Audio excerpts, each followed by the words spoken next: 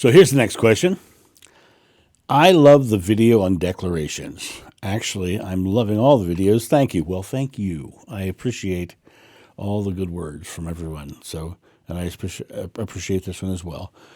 Could you expand on the declarations, especially for victim mentality? After years of my own spiritual journey, I can see how wonderfully my life has improved. However, when my life is reflected back to me, it seems there is a vestige of that deep victim mentality which keeps coming up. After your video and affirmations, I can see why they have not helped. It's a great question. The part that I want to tap into first is the part where I can see how wonderfully my life has improved. However, when my life is reflected back to me, it seems there is a vestige of deep mentality which keeps coming up. When my life is reflected back to me. Well, what is reflected back to you? Your past. When your past is reflected back to you, right, whatever subconscious beliefs live back there, because all subconscious beliefs live in the past. All subconscious beliefs are rooted in the past. When you reflect on your past, that victim mentality is the subconscious belief that has not been addressed. And when you start to address the victim mentality by literally, once you see it coming up, and you're experiencing it, you go, oh, well, I'm not doing that anymore. I'm doing this. And then you redirect it. You have to tell your subconscious mind that you're no longer doing those things. Those are just things to clear up. Nobody's subconscious belief is perfect. If your subconscious belief was perfect, you would not live in this physical world. Because you're here to experience your feelings of separation, your feelings of separation from source. And in being and feeling separate, you have to have those things in life that made you feel separate, that made you feel like you're not connected. And those things sit in your subconscious belief. But as Yeshua said in the Bible, take heart, I have overcome the world. Well, the world that he overcame was his subconscious belief, was the issues of his life. The Buddha says, and this is the real quote, not the modernized quote. Life is suffering because of our habitual response to our subconscious belief. That's the real quote, the real translation. And people say, well, that doesn't sound right. Well, do your research. The language of Pali is a conceptual language, and English is a literal language, and the word dukkha has 3 translations. And one of them is pain and suffering, one of them is habitual response, and one of it is belief from experience or subconscious belief. So that's the actual belief. So you're constantly working through your subconscious beliefs and coming to that space. Now, when you look at the rest of this, can you expand on declarations for the victim mentality? That question, could you expand on the declarations, especially for the victim mentality?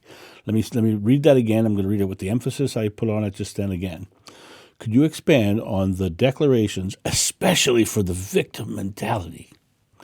The reason I'm saying it that way is because that statement declares a victim mentality. It's saying, expand on this because I have a victim mentality, is what this says. That is the moment. When you have that moment, the victim mentality, oh, I'm not a victim. I'm not doing that anymore. I'm doing this. Because you can sit here and ask questions about how to fix the victim mentality. But that is you actually literally declaring that that's where you are. And I understand that's where you can be. And I understand that. What I'm showing you is the technique on how to get rid of it, is to catch yourself believing it and actively negate the belief and set a new one in place. Actively say, oh, I'm not a victim. I am doing this. And for me personally, I was the victim of a father who was an alcoholic and an abuser, and I was the one he didn't like in life. But I had to come to the place where, well, that was that part of my life, and he was a human too who had his own struggles with his alcoholic and abusive father. And so, that being said, That being said, you know, he had to come through his own stuff.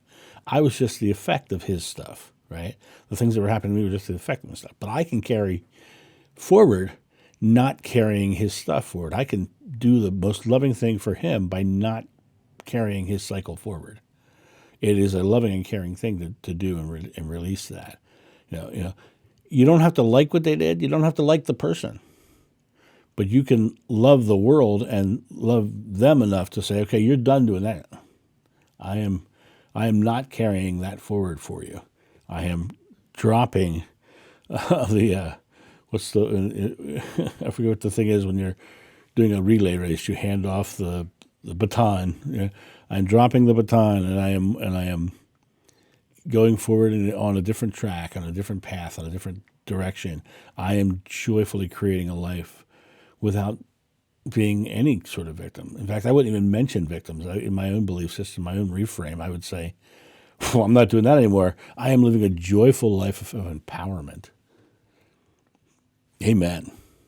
I am God's name, living a joyful life of empowerment. So the real key is to recognize what your subconscious belief is believing, negating it, and setting a new declaration. And subconscious belief are just habits. And you can break the habit.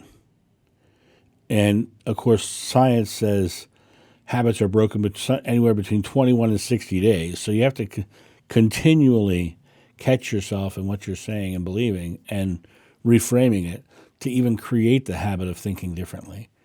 So change your beliefs about being a victim and declare something different. And the way you change your belief is to understand you are believing it. And in the words of Yoda, named must your fears be before banish it you can. You have to name your subconscious beliefs before banish it you can. And that's my thought on this. You guys have a great day, and I'll talk to you soon. See ya. Bye. Thank you so much for watching. The John of New channel is solely funded by your generous donations and purchases of private readings and merchandise. To help out, go to johnofnew.com or use the donation link in the description below. Don't forget to like, subscribe, and share.